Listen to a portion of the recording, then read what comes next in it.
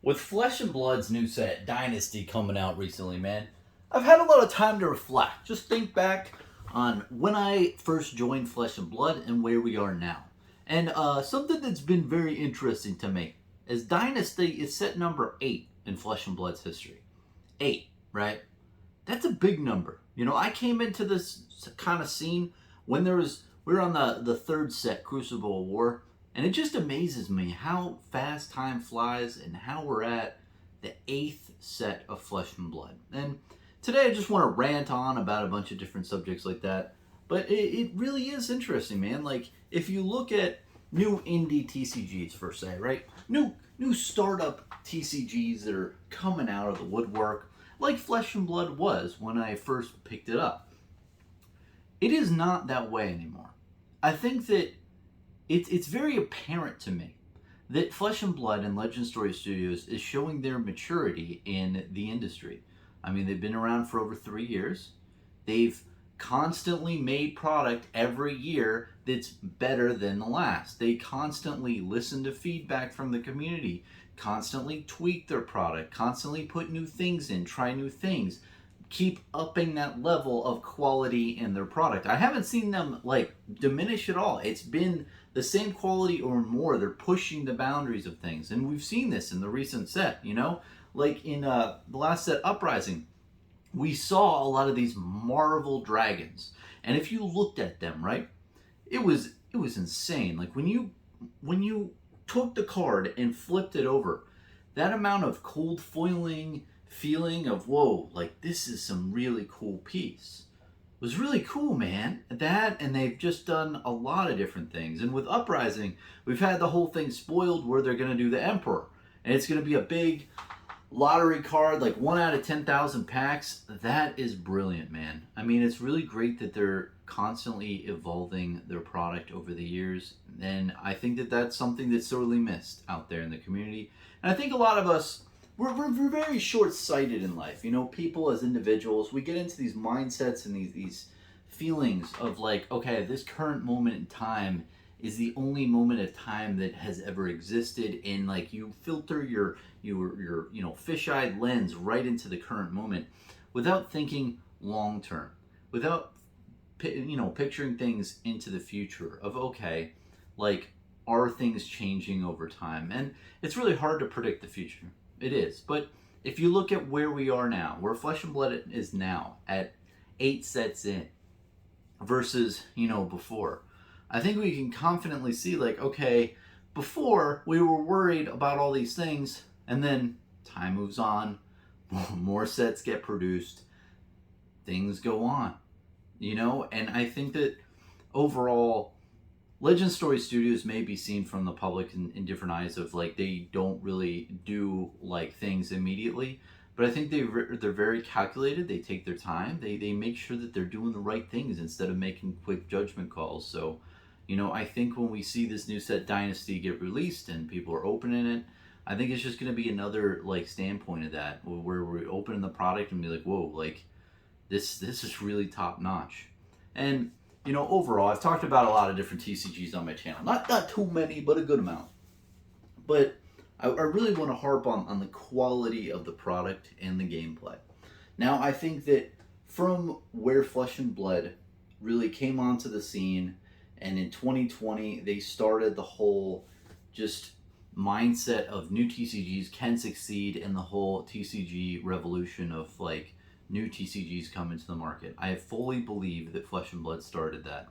I think the reason why that no one really wants to talk about is that it has amazing gameplay and the product is premium. Like, it's a really damn good product. They didn't like cookie cutter the shit out of this. They took their time and energy and they made a really damn good product. And I want to harp on that.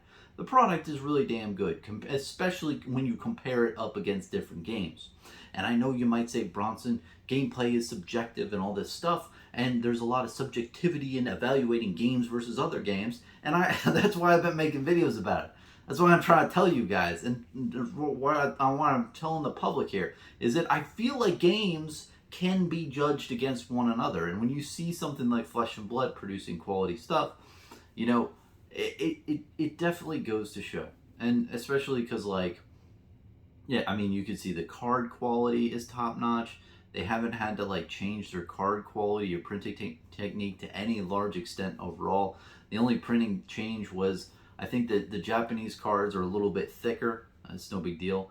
You know, the quality just keeps on increasing, and it's really cool to see. And from a historical standpoint, I think Monarch was the first really big jump in Flesh and Blood's history, especially with the artwork. I think that set in particular is going to be like the Urza's Saga in Magic the Gathering. If you wanted an equivalent kind of taste or feel, you know, from the alpha, beta, revised type of thing, you know, Legends, you had all that artwork. But once you got to Urza's Saga, like, the art changed. Like, it was really damn good. And I think Urza's Legacy was the first time he had foils in Magic the Gathering's history. So, but ultimately, just the Urza Saga, the first set in the Urza's block, was just really well done compared to the previous sets. So I remember that distinctly when collecting Magic in the past. And I feel like Monarch is going to be viewed as that as well. It's like the kind of stepping point of, hey, this is Legend Story Studios stepping up a notch. I remember being there, man. It was brilliant. Like, seeing all the new art coming out from Monarch was just breathtaking.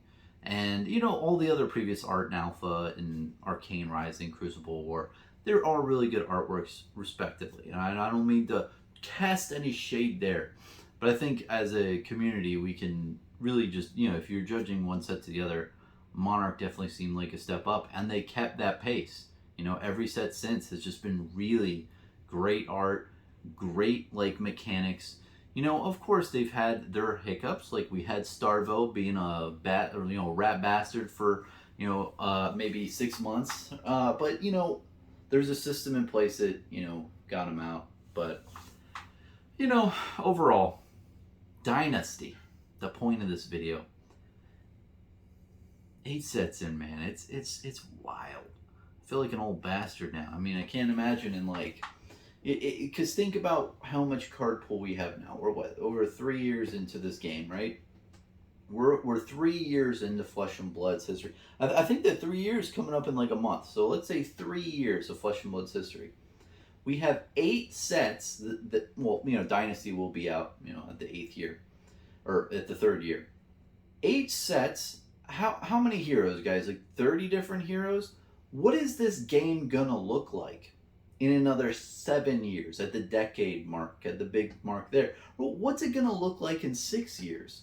Another 3 years under its belt with 16 sets out, with so many different heroes to choose from. PvE is gonna come. You know, who knows what else is gonna be in the mix at that time?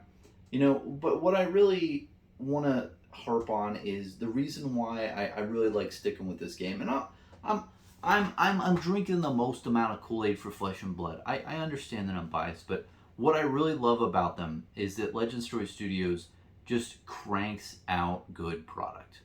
You can say about things here or there, but like, you have to admit, like, they like constantly come out with product. You know, they might be a delay or two here and there with some sets, but overall they've been like very punctual with their shit. They get shit out on time, you know, regardless. And you know, if you don't understand the whole process behind like sets like Dynasty, like, they have such a big lead time with designing a set, play testing it, you know, taking cards out, play testing it more until it's finalized, and then it has to go to the printer, and then the printer takes like what, 6 months or 5 months to get back with the actual product. It takes like a year and a half to really solidify one product, so you have to have a huge amount of lead time. So right now they're probably testing like the 10th set of Flesh and Blood. They probably already have the 9th set like in the printers and in the works and already done. Isn't that weird? So right now it's September 2022, right?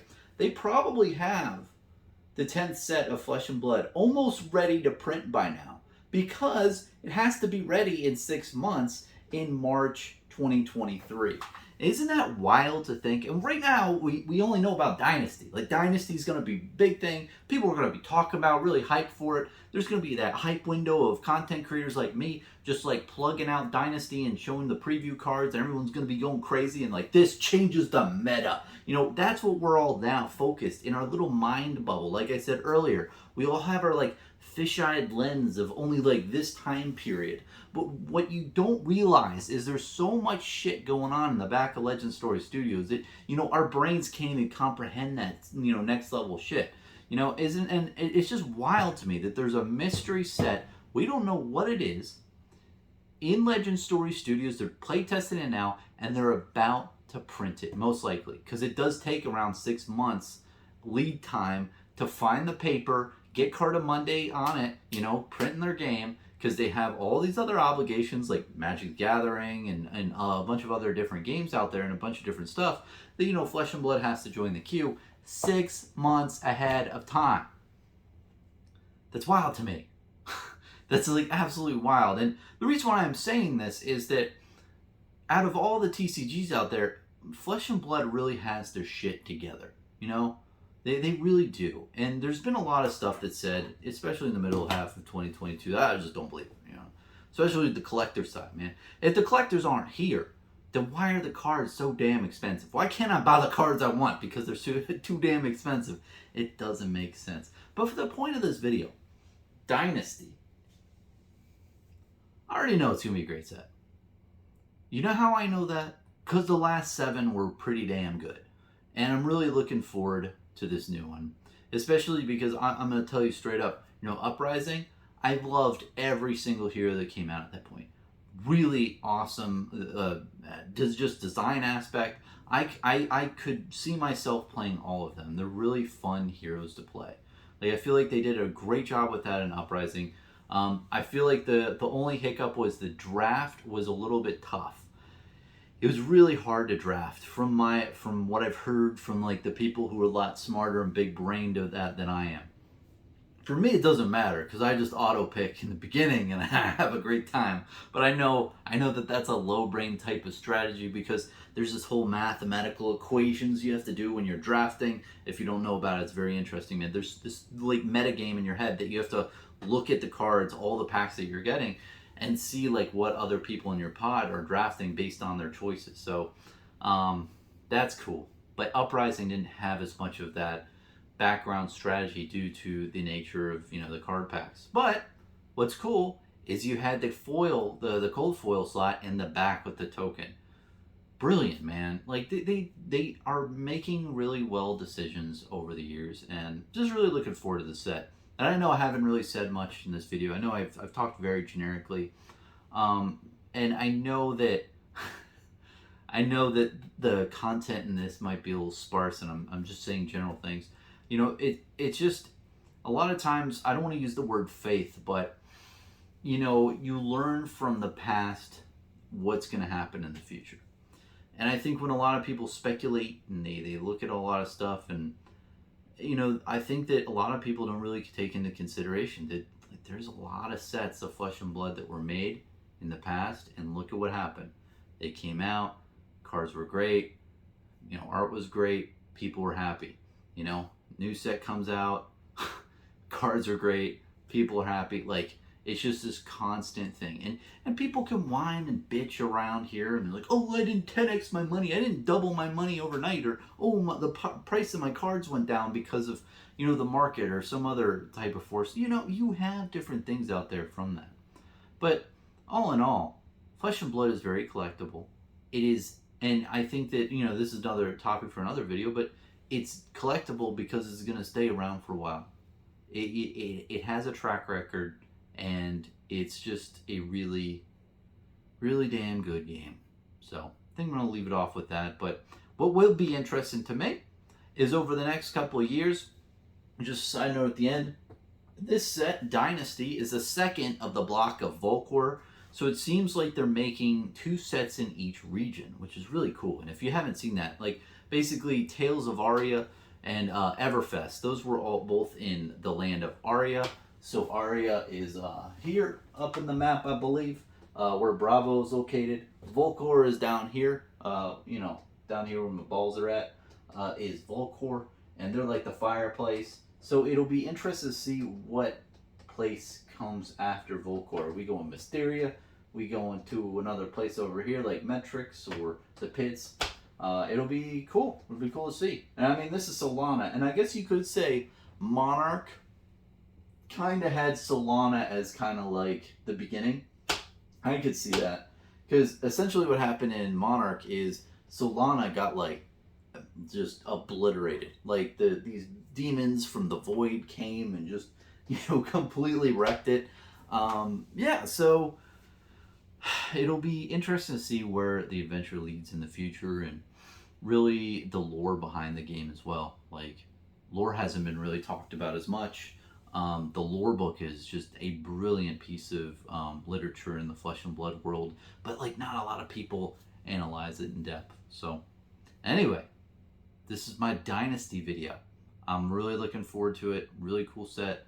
I haven't seen much of it, so I don't know much to say about it. But yeah, no, based on the other 7 sets, I think it's probably going to be pretty damn good. Cheers, man.